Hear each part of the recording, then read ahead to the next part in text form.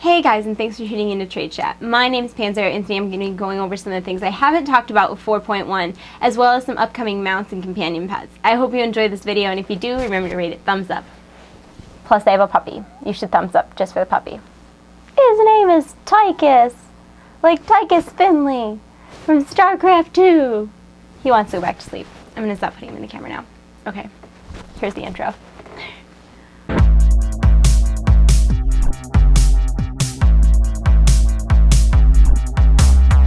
Patch 4.1 is bringing a lot of welcome changes for me. One of the changes that's taking place in 4.1 that I am really looking forward to is that when you target anybody, they'll now be shown on your minimap where they are if you're targeting them. Along with that change, I'm also really looking forward to the fact that Blizzard is making the unit frame and the target frame customizable as far as the location.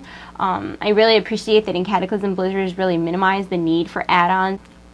Another awesome thing that they're doing in 4.1 is that rather than running one random heroic dungeon every day for additional rewards, you'll be allotted 7 random heroic dungeons per week. Sounds like the same thing, except that you're not required to do one per day. You can do them all in one day, or you can split them up any way that you want. I also wanted to talk about some of the class changes that I haven't quite touched on yet that will be taking place in 4.1. Priests will have a 100% immunity to pushback from damage when they're casting Hymn of Hope or Divine Hymn. Same thing with Druids. Druids will be immune to pushback while casting Tranquility. Another thing is that I talked about in my last video about efflorescence being changed for Resto Druids, but I didn't really get into how that's going to work. Number one is that Living Seed is not going to be a prerequisite for the efflorescence talent in the tree. Efflorescence will now, the way it works is when you use Swiftmend on a target, that target will have the efflorescence at their feet, and 3 targets within 8 yards of the Swiftmend target will be healed for a percentage of the Swiftmend. Oh, you know what else is cool is that they're reducing the cooldown on Swipe for Bear Druids to 3 seconds from 6 seconds. Swipe is a Druid's AoE, so for tanking it'll definitely be useful to have that cooldown reduced by so much. Hunter's multi-shot damage has been increased by 250%, which is, that's huge. That's a huge buff. As well as I touched on it in the last video that Hunter's pets will no longer have happiness. Let's say a pet is as happy as a pet can be happy. That's how all pets will be all the time now. So it's like your pet's perma-happy. Mage has got a 13% damage buff to Arcane Blast, Arcane Explosion, and Arcane Missiles, and also got a 70% buff to Blizzard. I'm still going to stand my grounds and say that Fire Mages have always been very powerful. Frost Mages are arguably one of the most powerful classes in PvP right now. I'm not sure that it was necessary for them to buff the Mage's 3rd spec. Every single class in World of Warcraft has a spec that's not necessarily as viable as the other two. Why shouldn't mages have one of those, considering the other 2 are already so powerful? So I know trolls and haters are gonna freak out about that, but I don't care. I have a mage, and I don't really think it's necessary to buff. I mean, especially with Arcane being such a simple cookie cutter, like, it's so easy to play an Arcane mage. Maybe people need to learn how to play fire instead of resting on Arcane being easy and super powerful again this expansion. I don't know. I don't think I'm for mages being buffed, even though I have a mage. Anyways. Warlocks are getting a few buffs. Rain of Fire, the damage is being increased by 25%. Seed of Corruption, the damage is being increased by 20%. And Mana Feed will now restore 4 times as much mana if you have your Fell Hunter or Fell Guard out. My Warlock's only level 61, so I don't know how at max level Warlocks are on mana. But if you are having mana problems, that change should really help you out a lot. So in honor of me getting this little puppy right here named Tychus, I decided I wanted to talk a little about some upcoming companion pets as well as mounts. So first off, from the trading card game, with the new patch, we'll be getting Landro's Lichling as well as Landro's Little XT and the Night Saber Cub. Of the 3 of these, the only one I really care about is the Night Saber Cub. A little bum that's coming from the trading card game. But there is a light at the end of this tunnel. The Panther Cub and the Winter Spring Cub, which share the same skins but have a different look to them, will be available through other means than the trading card game. So I'm really looking forward to those. Those are super cute. There are so many mounts coming this patch. I don't even know where to start. The Armored Rizashi Raptor.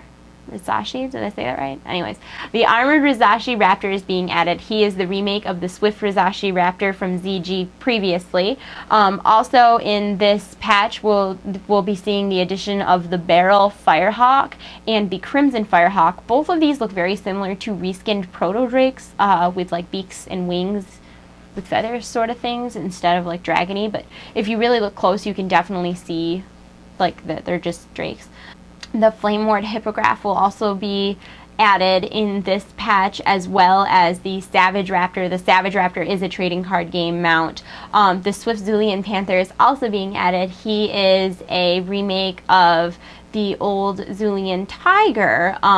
He's kind of boring though. The picture that I found, and you know, all of these models are subject to change before the actual patch goes live, so don't freak out if this isn't what they look like when the patch goes live. But right now, the model that we're seeing of the Swift Zulian Panther is just a black panther with a saddle on it. Like, it's a little disappointing. You know, I say that I'm a little disappointed, but I'm kind of not in a way, because I don't like the look of the collar things on them. It really reminds me of the collars that they put on animals so they don't like pick at their stitches.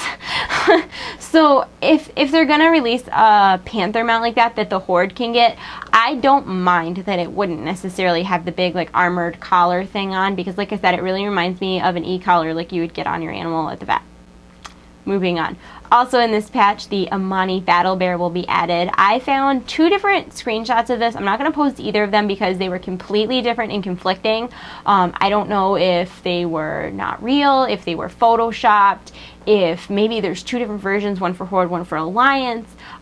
We can definitely expect to see a reskin version of the old mount. The two that I found, one was a brown bear with green armor and one was a white bear with blue armor. So I don't know which one it's going to be. I'm really looking forward to seeing it, because the ZA bear mount, the Amani War Bear, was one of my favorite mounts in the game. So I really hope that it looks as awesome as that one does. Last mount being added is the Amani Dragonhawk, which is a trading card game mount. Also, there's been some images leaked of a winged lion mount. It's not known if it's going to debut in 4.1 or maybe 4.2. But it's a lion and it has wings, and that makes it awesome. And the last thing I want to talk about today is the Midsummer Festival, which isn't going to happen until the summer. I think it's like June, July. But they've already added in the like tooltips to the game for the new items, and I was pretty excited about it. They're adding 5 epic level 353 cloaks, so if you don't have a cloak by then, you'll definitely be able to get an epic one, which is pretty neat. Also, there'll be 1 heroic epic healing trinket, as well as the Frost Scythe has been updated to be an epic 353 caster staff. And then there was like a fluff trinket. I'm not sure if it was there last year and I just missed it or what, but it's a level 70 required trinket, and it's eye level 128, and it says it calls for 3 voodoo gnomes to attack your target. So I don't really know what that does. We'll see. Anyways, today's answer panzer is, if you got a new puppy, what would you name it? I got a new puppy and I named it Tychus, after Tychus Finley from StarCraft 2. And he is half Jack Russell and half Shih Tzu, if anybody's wondering. He's 7 weeks old. I have to bring him to the vet on Thursday to get all of his shots and stuff, but I'm so excited to have a puppy. So I want to know, if you got a new puppy today, what would you name it? While you're thinking about that, check out today's screenshot of the day.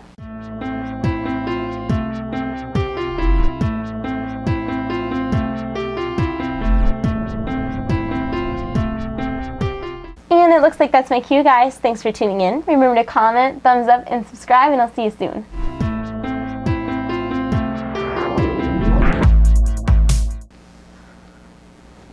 I'm so excited I got a puppy.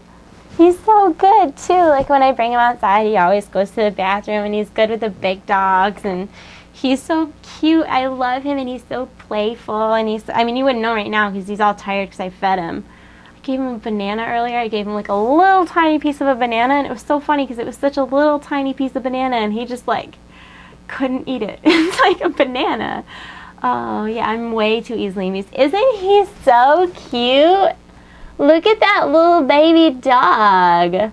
I love him. Okay, this vlog is not going anywhere good. I got this shirt, and I'm like obsessed with it, and some people are gonna be all like, boobs, boobs, but I'm gonna go ahead and say that the joke's on you, because you're gonna watch my video because half my boobs are out. And oh my gosh, I just had a thought.